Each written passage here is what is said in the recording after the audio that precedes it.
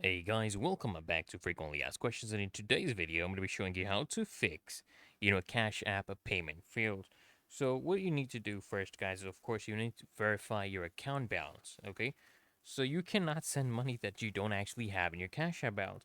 So you want to make sure that you actually have, the funds available in Cash App by opening up your Cash App and tapping on that bank icon. And here you'll see your Cash App balance listed at the top of the screen. Next, guys, what you want to do is, of course, you want to update your app. Okay? An out of date app version can prevent you from actually sending money. To fix this, what you want to do is, update the app through the Google Play or the App Store.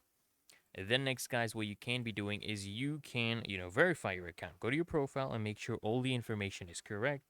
And if you have a card linked to your account that you're trying to use, make sure it's in your name. And because look, you can't reliably use cards or bank accounts that are not in your name. Just verify identity with maybe a driver's license or a state ID. Okay, and then just click on continue.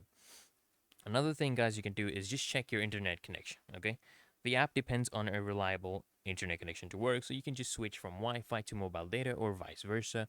Find out what actually works best for you without any interruptions. Of course, guys, you want to be finishing your verification because look, if you're new to Cash App, you will actually need to follow a few prompts first. Just tap on the transaction in question, which is usually pending, and you want to follow the on-screen prompts to receive your money.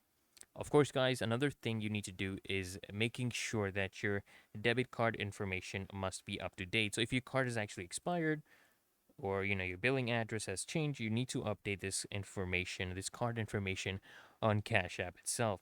So if you have an expired card, you must order a new one or pay with your bank account instead. So you just want to, you can unlink an expired card, just tap it on it in the linked accounts.